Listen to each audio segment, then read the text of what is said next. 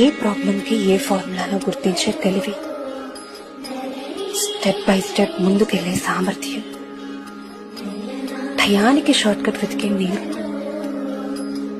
Answer ఇచ్చేదాకా వదలని పట్టుదల, ఇట్లా 100 గుడ్ థింగ్స్ మనలో ఉన్నా ఓడిపోతామనే భయం అసలు ఏమీ లేకుండా చేస్తుంది. 100 into 0